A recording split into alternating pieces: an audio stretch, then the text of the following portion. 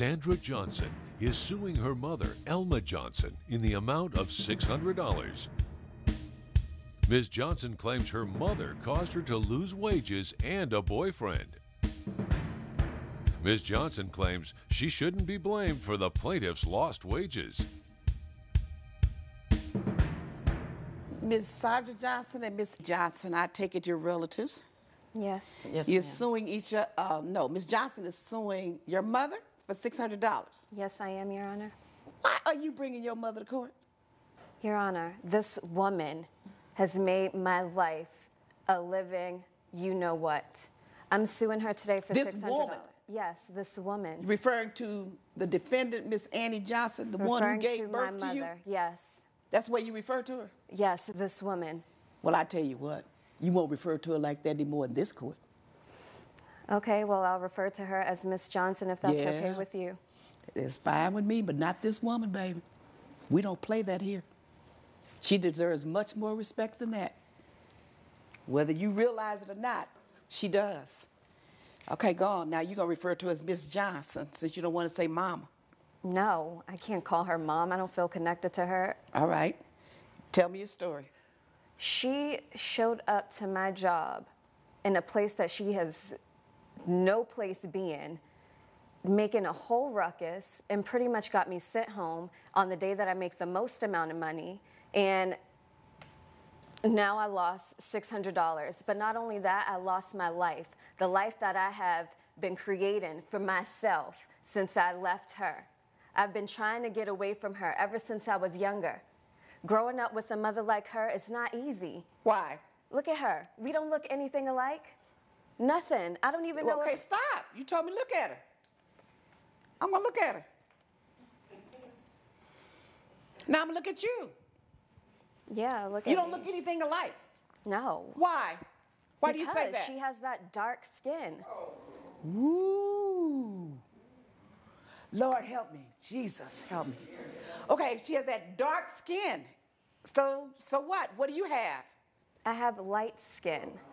And so mothers and daughters and families don't come in different shades? Oh yeah, that's great. But I realized growing up that people with that kind of skin has it a little bit harder. And you know, I worked really hard just to keep my life as easy as possible. Okay, you need to hurry up and explain yourself to me. Your Honor, growing up with a dark mother was so embarrassing. All of my friends were white. Everybody was white. Where did you grow The up? guys I dated were white. Where did you grow up? My friends were white. Alabama. And how old are you? Your Honor, I'm 25 years old. So what part of Alabama did you grow up in that all your friends were white? Birmingham.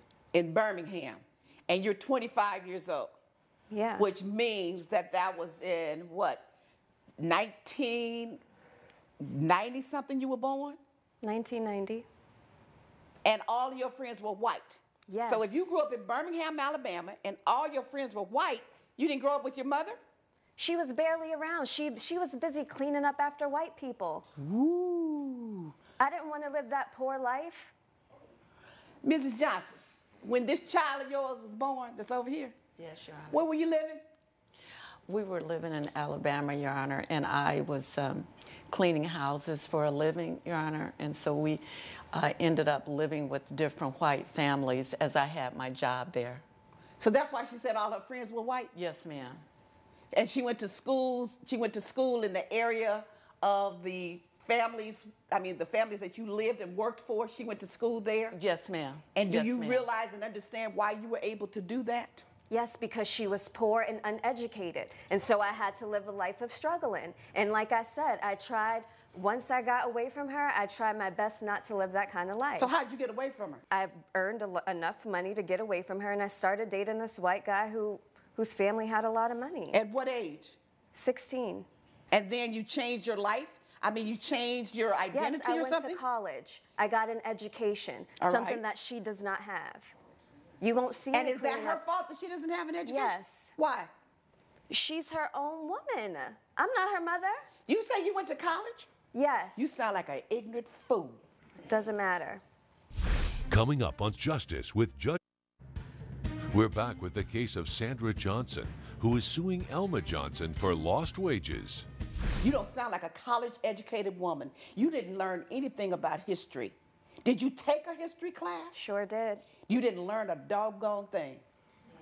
Because if you don't understand why your mother was working where she was working and doing the kind of work that she did and did not get a college education, it's because you don't understand your history and what went on in America during her age, a woman in the 60s or 60 and over.